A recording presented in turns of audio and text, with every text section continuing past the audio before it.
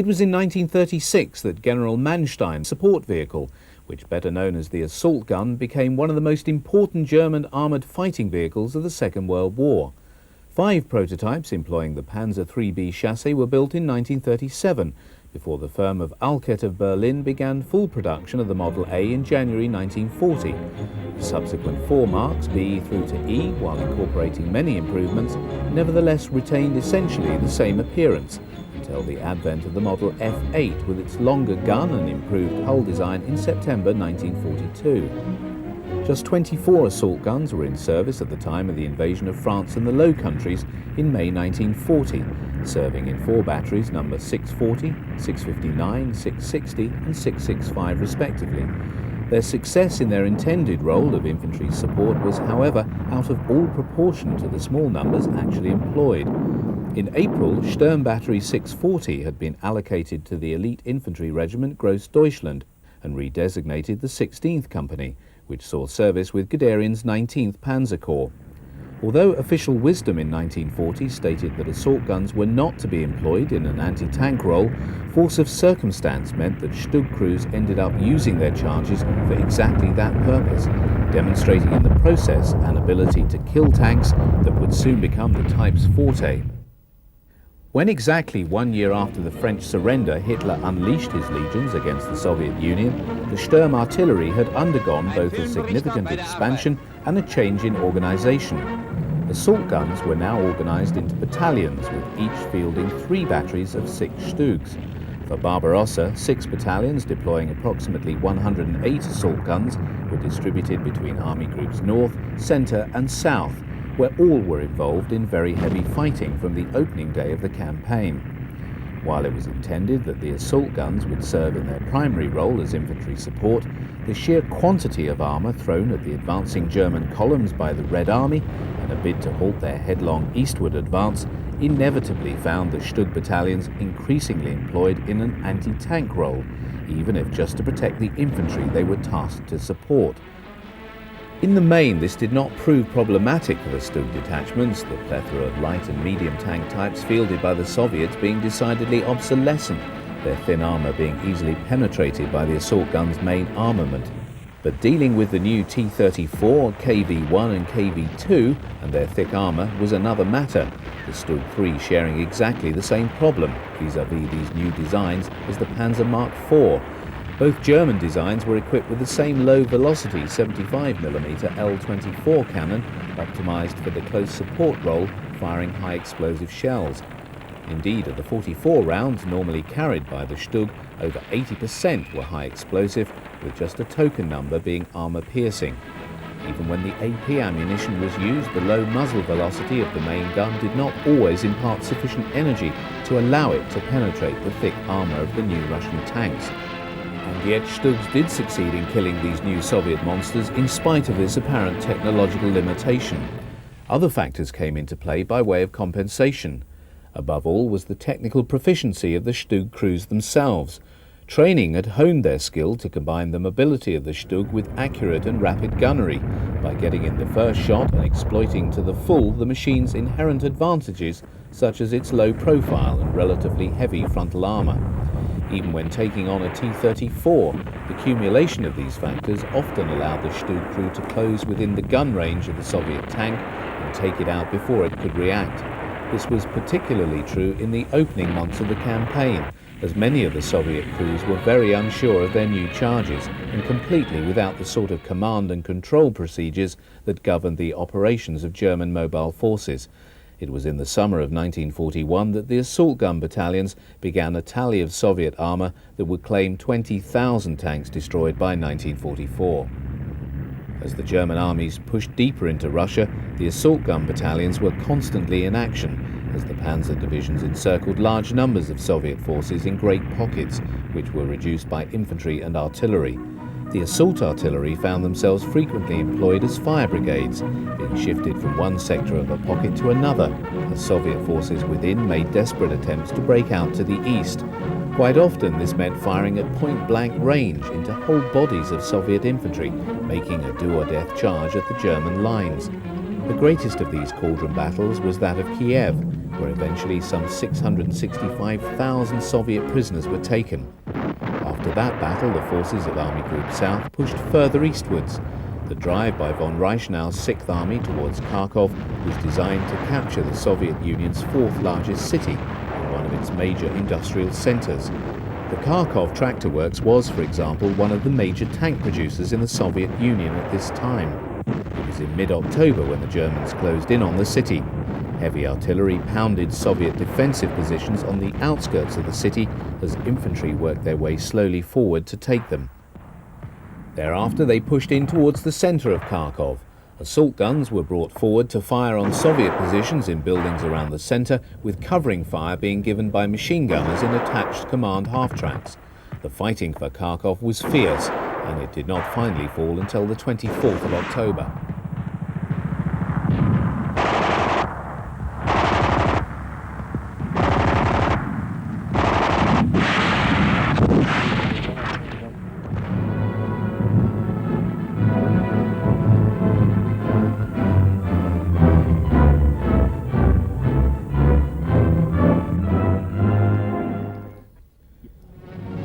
Deliveries of replacement assault guns were sent to the nearest station in operation to the front. These two Stugs are marked Ds. 90716 still retains its chassis number on the hull front, where it was chalked on before leaving the Alcat factory in Berlin. At the end of September 1941, the Germans launched Operation Typhoon, the last great offensive to take Moscow before the onset of winter. The Soviet defences before the capital were cracked by panzer thrusts encircling the Red Army forces in the twin battles of Vyazma and Bryansk. Once again, the assault gun battalions found themselves supporting infantry to hold the line of the pocket and prevent desperate Russians from breaking out. Some 663,000 Soviet prisoners were taken, but Moscow did not fall.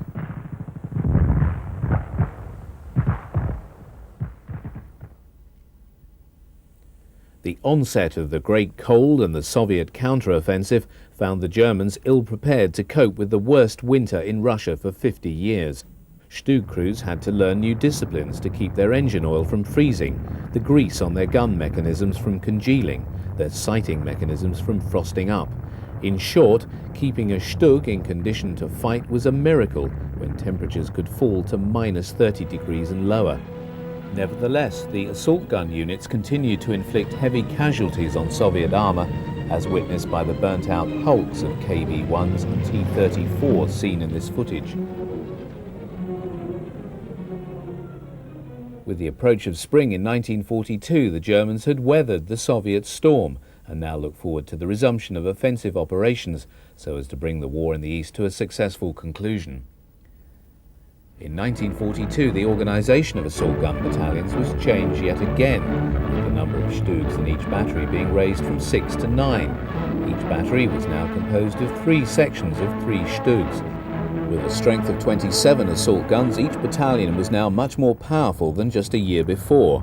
Further changes came with the addition of a command Stug to each battery. By the end of 1942, each battery could now field 30 assault guns.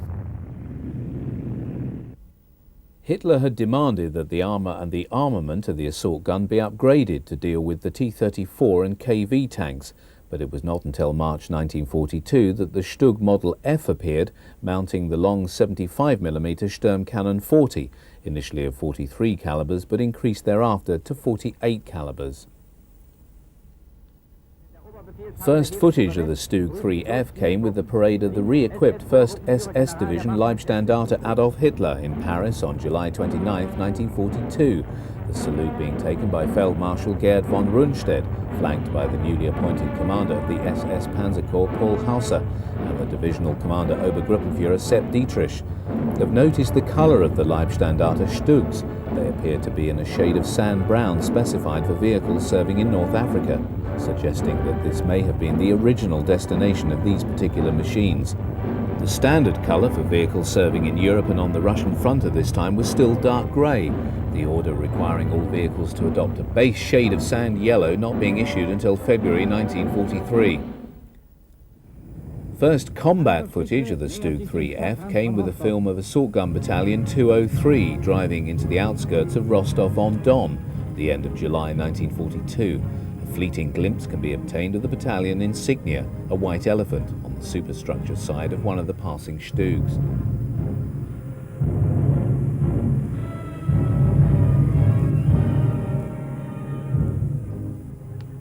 The onset of the second winter on the Eastern Front found the German army far more able and prepared to cope with the appalling conditions encountered there.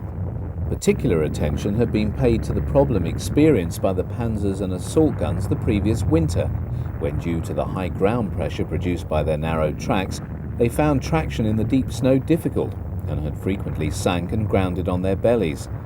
The solution came in the form of Ostketten, specially cast links that extended out beyond the road wheels, increasing the width of the tracks and reducing the ground pressure, thus making for a smoother passage by the panzer, or in this case assault gun, over the snow. Where possible, as in this footage, the Stug still employed a road, but the addition of Ostketten permitted them to venture off-road into the deeper snow that would be found in the wood in which this action is taking place. The mobility conferred by Ostketten allowed the Stugs and Panzers to take on the wider track Soviet tanks on more equal terms.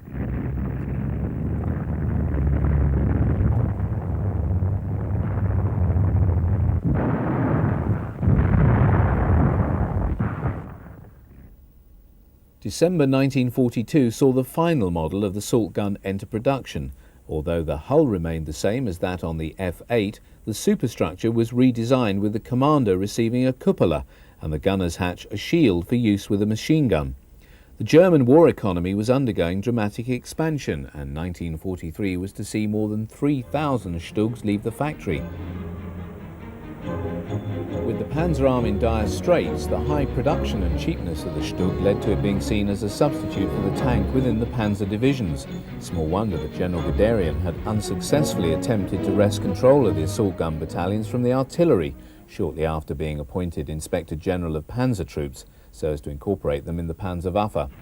Over 600 assault guns were assembled for Operation Citadel in July 1943. Most were employed in assault gun brigades, yet another organisational change, albeit on paper this time, as the numbers of Stugs remained at 31. The Grossdeutschland Panzer Grenadier Division deployed its own slightly enlarged battalion with 35 Stugs, while the 1st, 2nd and 3rd Waffen-SS Panzer Grenadier Divisions each deployed their own organic Stug battalions. This was by far the largest concentration of assault guns ever deployed for one operation. Many Stugs now wore Schürzen, 5mm thick steel skirts attached to the vehicle by rails and covering the flank of the machine. These had been introduced in March 1943 to provide extra protection from the Soviet 14.5mm anti-tank rifles. They functioned as a simple form of standoff armour and were designed to deflect incoming shells.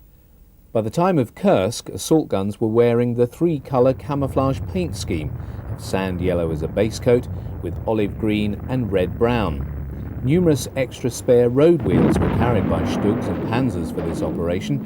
The Germans were conscious that the Soviets had laid extensive minefields and assumed many of their armoured vehicles would need to replace mine-damaged road wheels whilst on the battlefield. Nevertheless, losses of Stugs to mines were higher than the Germans had anticipated. Successful assault gun commanders were feted as heroes in the German press. This is Hauptmann Franz, CO of the Stug Battalion of the Grossdeutschland Division, after receiving his oak leaves to the Knight's Cross. Max Wünsche was a Hauptsturmführer with the Leibstandarte in 1941 and commanded the Divisional Stug Battalion. He rose to high rank in the 12th SS Panzer Division.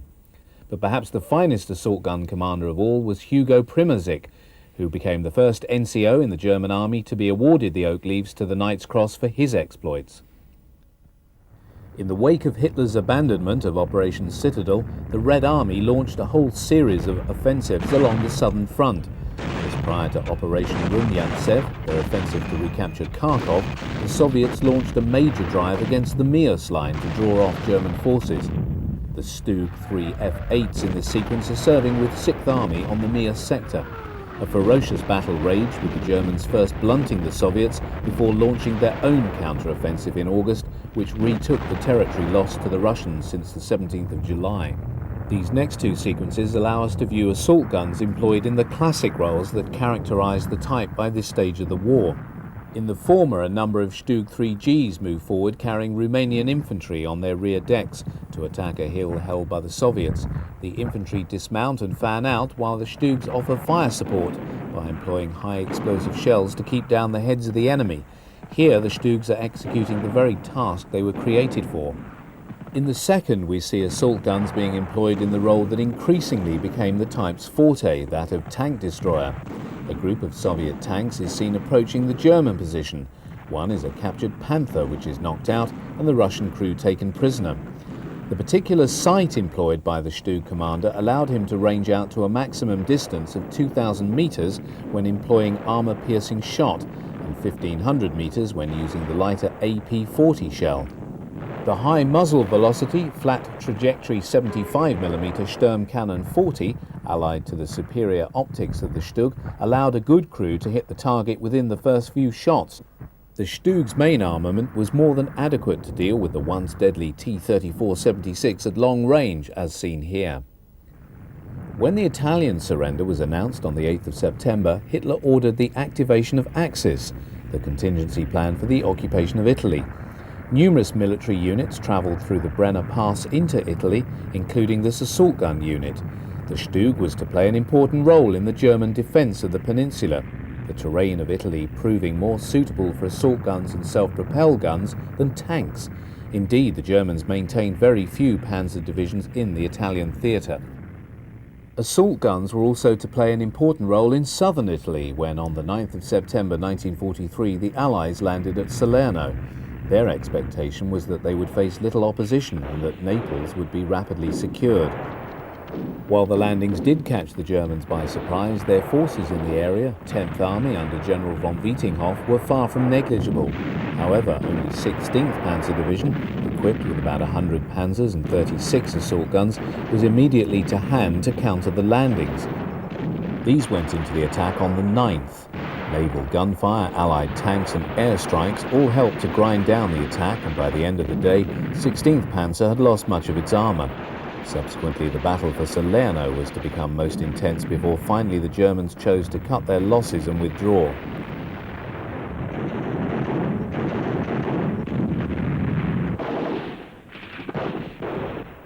This Stug III F8 in Italy belongs to the Hermann Göring Panzer Division, which was refitting in the Salerno area after service in Tunisia and Sicily. 6 months later, assault guns Model Gs of the Hermann Göring Panzer Division were part of the German forces blockading the Anzio bridgehead. The 4 battles fought for Monte Cassino between January and May 1944 made the fighting for the rubble that was once the world-famous Benedictine monastery some of the most vicious of the European campaign. For a greater part of the time, the summit was held by elite German paratroopers who had even managed to bring an assault gun with them to provide fire support in the face of frequent Allied attacks. The tactic of the Stug mirrors the employment of assault guns all over Italy. Lurking under cover in a bombed-out house, the Stug emerges to support the paratroops in a localized counterattack. Unable to use its mobility to any real degree because of the debris, it employs its tracks to turn on the spot and bring its gun to bear where needed.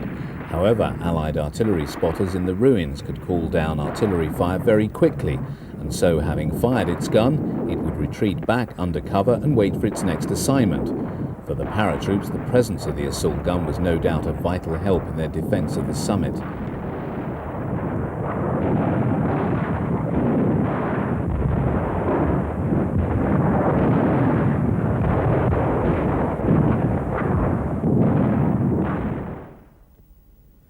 By 1944, the assault gun was one of the most common German armoured fighting vehicles being employed in every theatre in which German troops were fighting.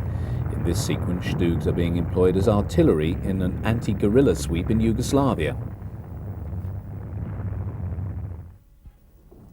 As the late summer turned to autumn and then winter in southern Russia, the German army began its fighting retreat to the river Dnieper. In common with other German armoured units, the assault detachments continued to offer fierce resistance to the advancing forces of the Red Army.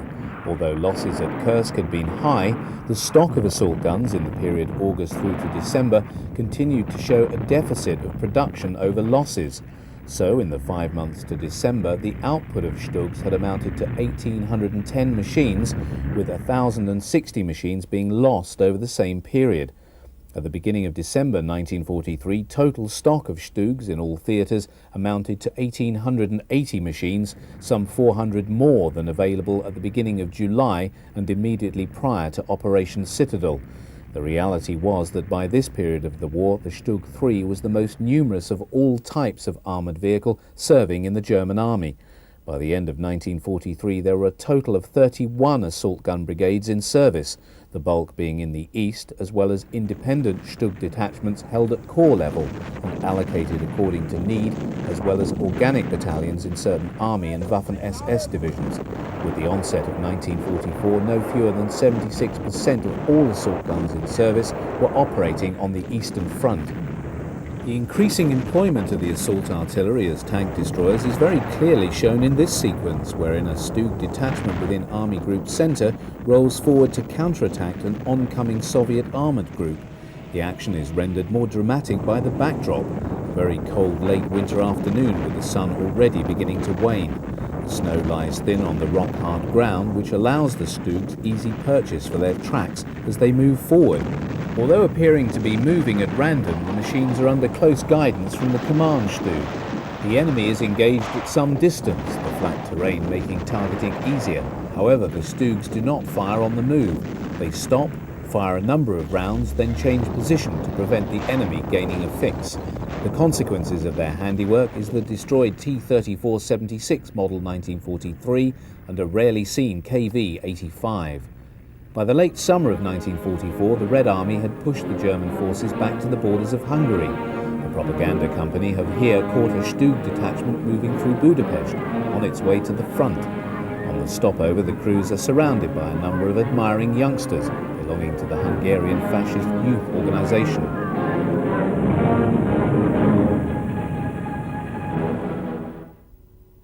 In the subsequent fighting on the Hungarian plain, assault gun units were heavily engaged against Soviet armour, while also being employed to give fire support to local infantry counterattacks by Hungarian and German troops. When the long-expected Allied landings in France took place on June 6, 1944, the authorities in Germany reported a remarkable surge of expectation on the part of the populace. Many Germans sincerely believing that the only outcome would be a German victory. The key to the German plans to defeat the Allied landings were the armoured formations. Atypically for this period of the war, there were far more panzers present in France than assault guns and self-propelled guns. The total number of panzers on strength on June the 1st amounted to 1,140 machines, whereas there were just 393 assault guns and other self-propelled weapons. Although 2 assault gun brigades were stationed in France, the bulk of those encountered by the Allies were in service with the tank destroyer battalions of Panzer divisions, SS Panzer regiments, and the Stug battalions of the 1st and 2nd SS Panzer divisions. Seen for the first time on camera is an example of the Stug IV, a Panzer IV chassis mated to the superstructure of the Stug III, in service with the 17th SS Panzer Grenadier Division, which entered the line on the 12th of June. The Stug IV entered production in December 1943, with just over 1,100 being produced. Of particular note on the Stug IVs and IIIs in this footage is the Salkov blender, the new pig's head-shaped cast mantlet fitted to all assault guns from February 1944 onwards. The very heavy fighting among the narrow lanes lined on either side with dense hedgerows provided the very worst of combat conditions for the assault guns. Room for manoeuvre was slight, placing a weapon with a fixed gun at a grave disadvantage. Here the fighting was often at close quarters and many a Stug fell victim to a bazooka rocket fired from the hedges. Nevertheless, assault guns did take a toll of Allied armour, the Sherman proving as vulnerable to its 75mm gun as the T-34.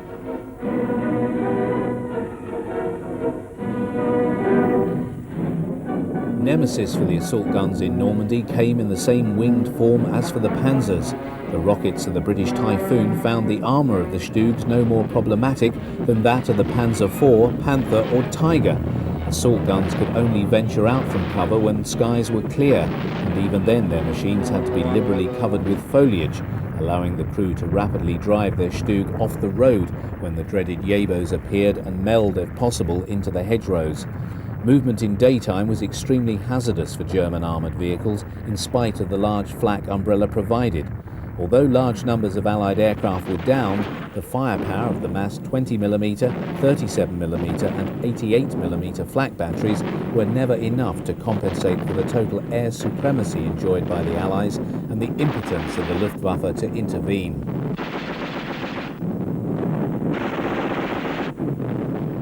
For protection, many Stug crews dug a hole in the ground and then employed their 23-ton charges as shelters by parking them over the cavity. Even at the height of the fighting, assault gun crewmen who distinguished themselves in action are awarded the Iron Cross by their commander.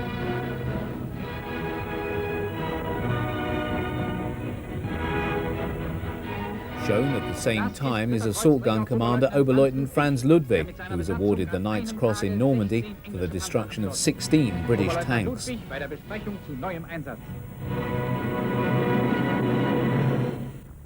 By August, the strain of battle and the knowledge that events were not moving in Germany's favour can be seen etched in the pale and fatigued expressions of the infantry. German losses in equipment were steadily increasing, with no prospect of replacement, while those of the Allies were replenished from seemingly inexhaustible reserves. With the American breakout from the Cherbourg Peninsula and the British drive south towards Falaise in full flood, the surviving assault gun units were embroiled in savage fighting as the Germans tried to prevent the encirclement of Army Group West. Here, a number of Zimmerit-covered Stug IIIs are cooperating with a number of Marder 3 self-propelled guns and have succeeded in brewing up a British Achilles tank destroyer.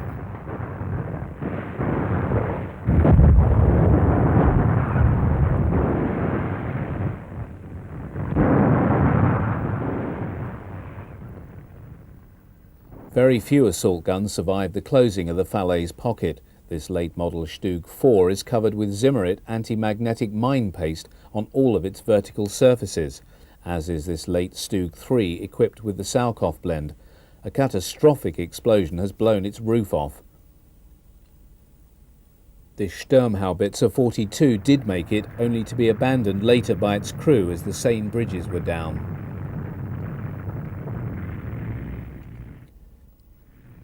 There is a very large hole in the newsreel coverage of the fighting on the Eastern Front that equates to the period of the Soviet summer offensive. The subsequent destruction of Army Group Center and loss of 500,000 dead and captured soldiers translated into the greatest defeat ever to befall German arms. When the newsreel once more began to report on events in the East, German units such as this Stug detachment are operating on the borders of Poland.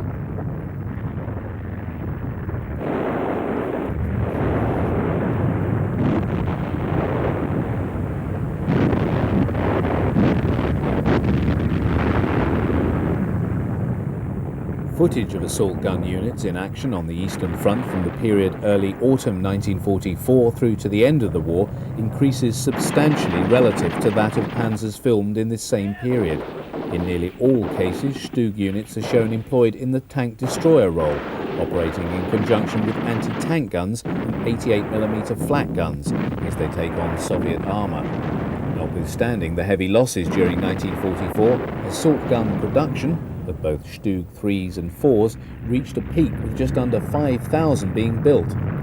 In July 1944, total stocks of assault guns were some 2,000 higher than in the same month in 1943. That the assault gun brigades and other Stug units continued to be highly effective is mirrored in the continuing high toll they were taking of Soviet armour. 20,000 Soviet tanks destroyed by Stugs were claimed up to mid-1944. By war's end, this figure had risen by another 10,000. There is little doubt that the Red Army viewed these units with a great deal of respect.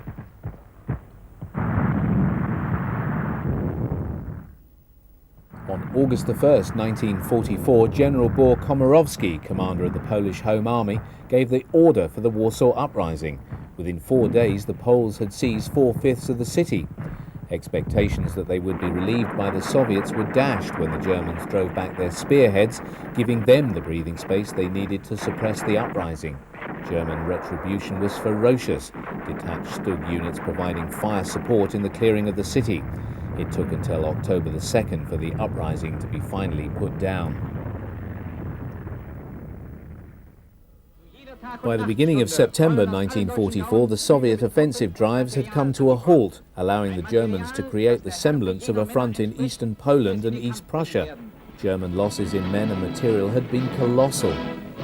While the newsreels conveyed the impression of the steady and relentless flow of supplies and equipment eastward to the front, what they did not communicate was the deteriorating situation in the supply of fuel that was to have a significant impact on the scope of German mobile operations, this in spite of the still high output of equipment from the armaments factories in Germany itself.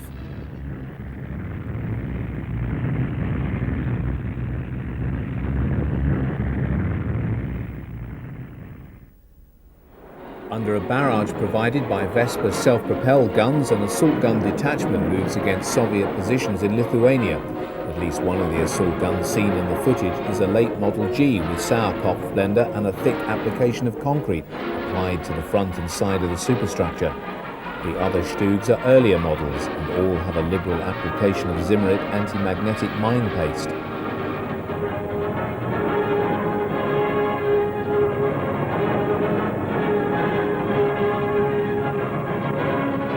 While such local counterattacks were filmed right up to war's end, always concluding on the faces of smiling soldiers, they could have no impact on the wider strategic picture of terminal German military decline.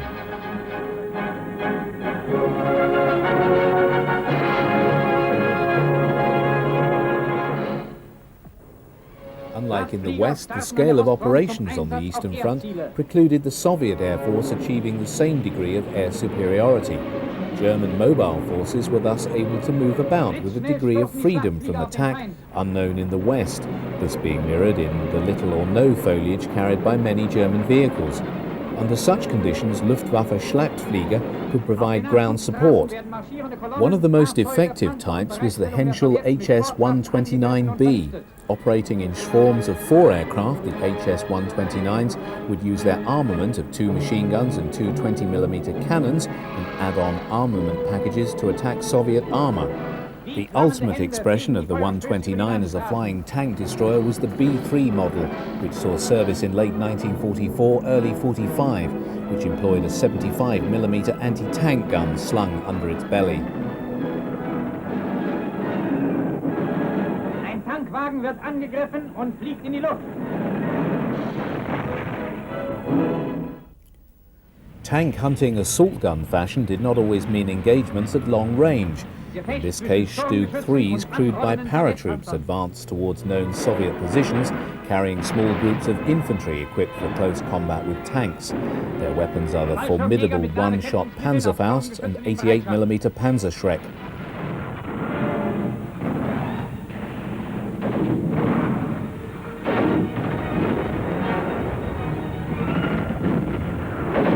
Einer Gruppe von Fallschirmjägern haben sich T-34 bis auf Hörweite genähert. Die Nerven sind gespannt bis zum Platzen. The assault guns close on a wood from which emerge Soviet tanks, the first being a T-34-76, which is destroyed by the Stugs fairly promptly.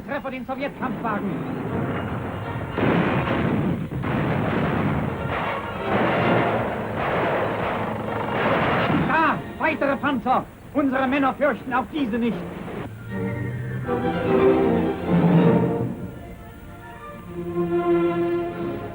A second T-34-76 is then taken out by a soldier employing a Panzerschreck. Of note is the very considerable backblast of this weapon, which made the position of its operative a giveaway, thus requiring a rapid move once he'd fired. The power of the 88mm projectile was such that it was able to penetrate the armour of any Soviet or Allied tank, including the IS-2. The Soviet tank on fire is a later T-34-85, which has actually been destroyed by the Stugs rather than by the infantry weapons.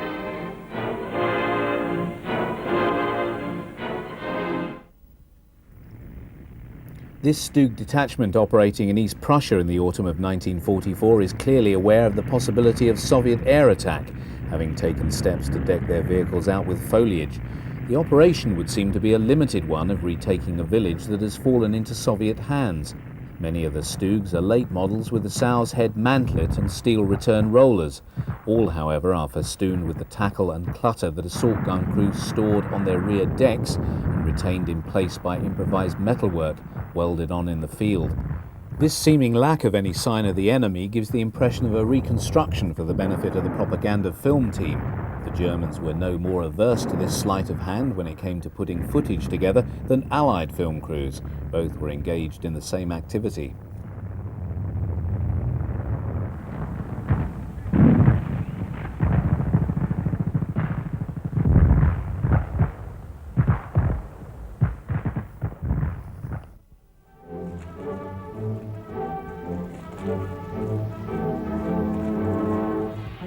German infantry move out to attack Soviet positions under a barrage provided by 88mm PaK-43 anti-tank guns firing as artillery.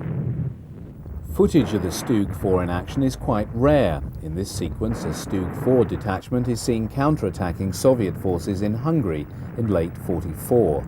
The design was a contingency resulting from Hitler's demand that production of the assault gun, which had been lost when the Alket factory in Berlin was bombed in December '43, be replaced by grafting the superstructure of the Stug III onto the chassis of the Panzer IV. The Stug IV was issued to assault artillery units in the same manner as the III and employed exactly the same tactics.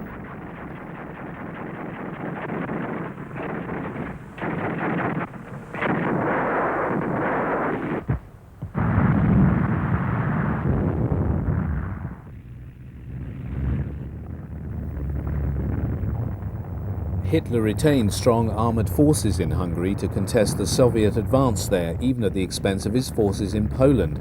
Numerous Stug units were in action, and footage from that front allows us to see many of the features to be found on the late Model Gs leaving the factories from March-April 1944 onward.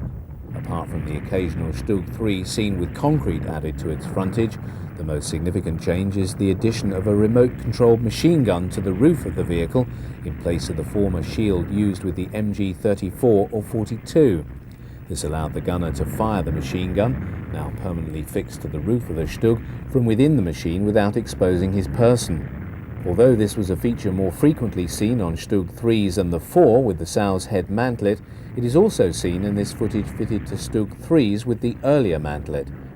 By this period, Stug units were having to contend with more powerful Soviet armour than the earlier T-34-76. Most commonly encountered was the T-34, mounting a new turret with a powerful 85mm gun, as well as the heavily armoured IS-2 Stalin tank.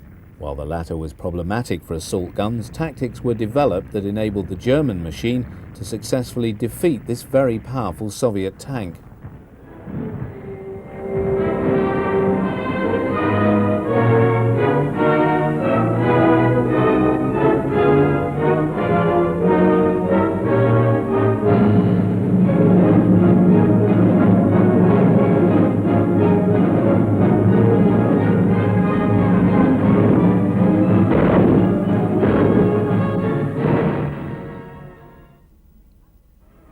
The first 2 weeks of October 1944, the Soviet First Baltic Front succeeded in driving to the Baltic coast, thereby isolating the remnants of Army Group North in the Kurland Peninsula. Hitler refused to evacuate the whole position by sea, believing that the 26 German divisions bottled up there played an important role in tying down Soviet forces that could have been employed elsewhere.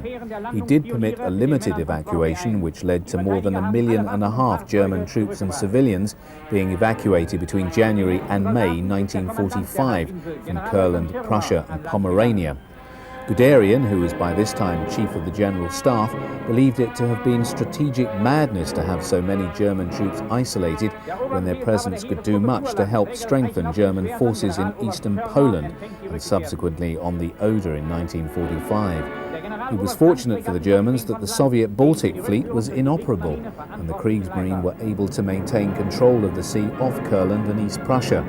While many of these soldiers were fortunate to have escaped from Kurland, many were consumed in the ferocious fighting as the Red Army resumed its advance westward in January 1945.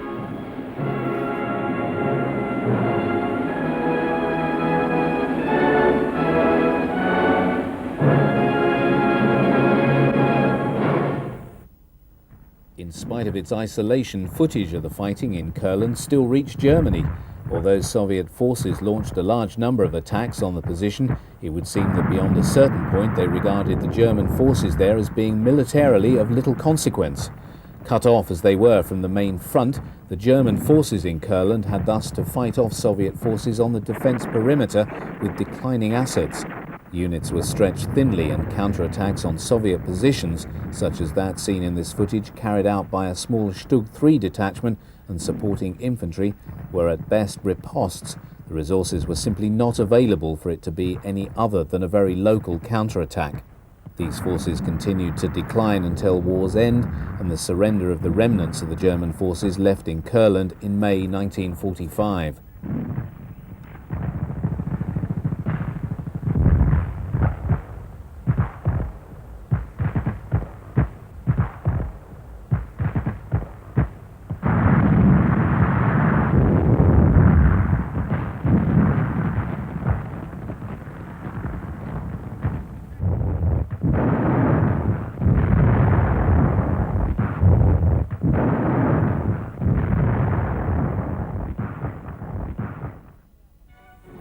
By late October 1944, heavy fighting was taking place on the western borders of Germany.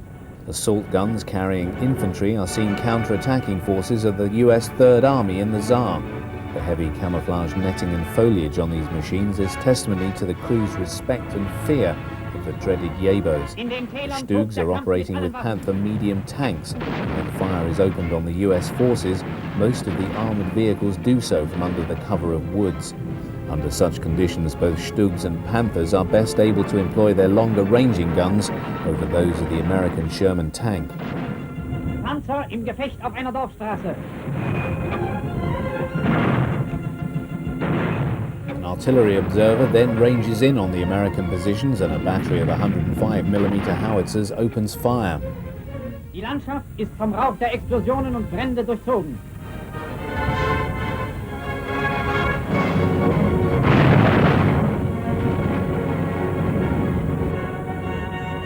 Underneath the barrage and using the smoke as cover, infantry make their way forward towards the American positions. They're equipped with a variety of weapons, including the Panzerfaust one-shot anti-tank weapon. Mit der Panzerfaust werden Widerstandsnester hochgejagt.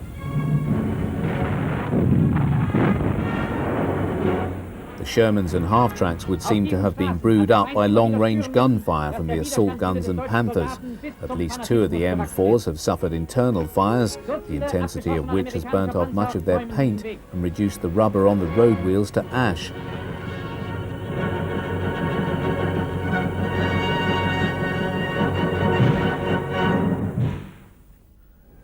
By ruthless husbanding of his resources, Hitler was able to find 1,200 panzers and assault guns for the 5th and 6th SS Panzer armies as the cutting edge of Operation Autumn Mist, his abortive Ardennes offensive.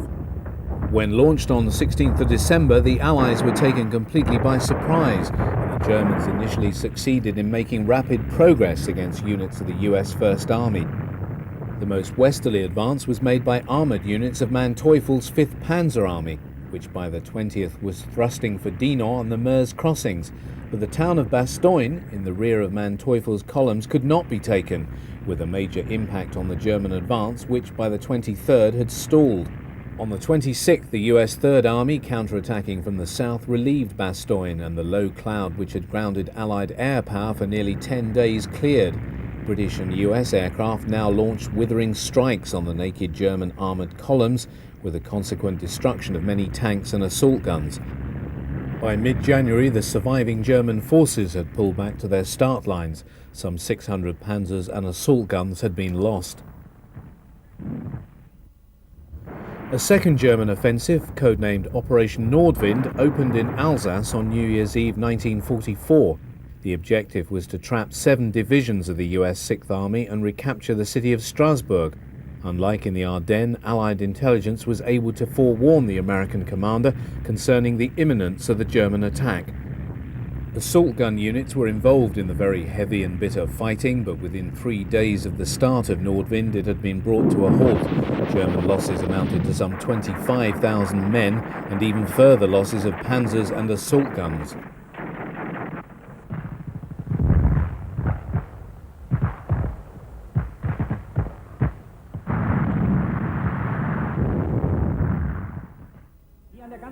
For the German forces in eastern Poland, the launch of the Soviet offensive from the Baranov bridgehead fell like a thunderbolt. A German war correspondent reported, "The Soviets have poured masses of men, arms and material into the winter battle between the Carpathians and Memel on a scale unparalleled in the more than 5 years of military action preceding the present offensive. Infantry divisions and armoured corps are erupting from the Vistula in numbers, which it has been so far impossible to count." As Guderian had predicted, the German position in Poland collapsed like a house of cards, and by mid-February the Russians had reached the River Oder. Assault gun losses in January on both fronts totaled 320 machines. 210 left the factories in February in spite of the efforts of Allied bombing, and strength returns indicated that total stocks of Stug IIIs and IVs in that month amounted to 3,610 machines, making the assault gun the most numerous German armoured fighting vehicle in service.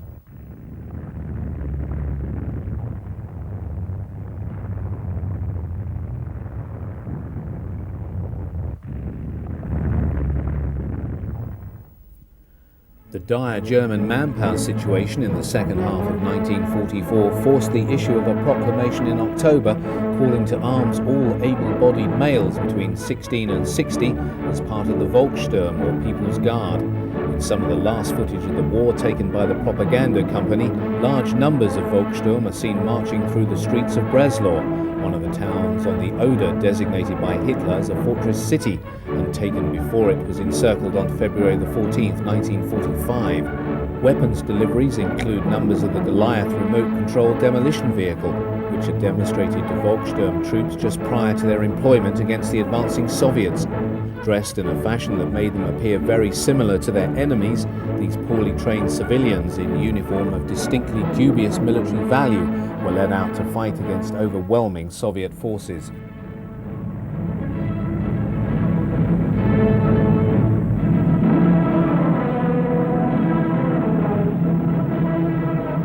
Alongside the flow of human resources came the material reinforcements for the regular army.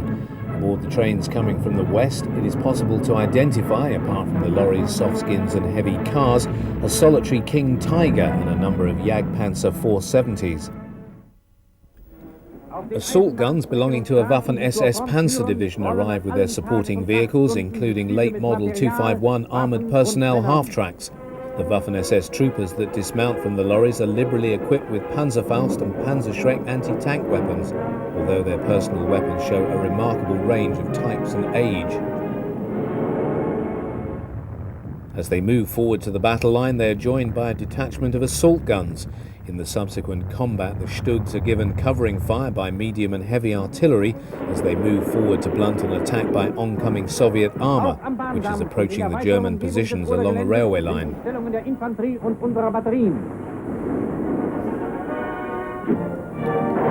Having taken sight of the enemy armour, the Stugs open fire, registering a number of kills. An MG-42 team provides covering fire for infantry as they move forward to examine the wrecks of the Soviet tanks. 2 T-34-85s lay shattered by the 75mm cannons of the assault guns, while further along the track 2 Lend-Lease M4A2 Shermans lie destroyed. The attack rolls on as the Stugs are joined by a number of Panther tanks. In this last film ever taken of assault guns in action, we see these machines engaged in the role that had increasingly become their forte, that of tank destroyer. Although the notion of a turretless armoured fighting vehicle may have been viewed with askance by some pundits, a claimed 30,000 Soviet tanks destroyed in action over 4 years suggests that the concept of the assault gun was anything but a failure.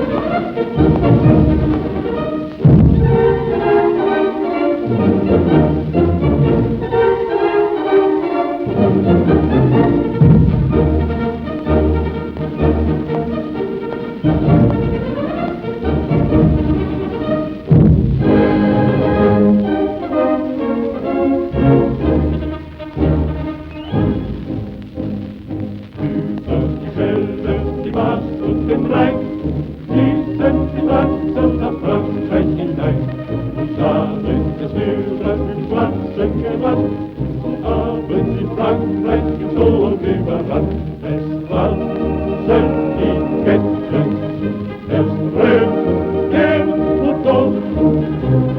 Panzer rollen in Afrika fort, Panzer rollen in Afrika fort.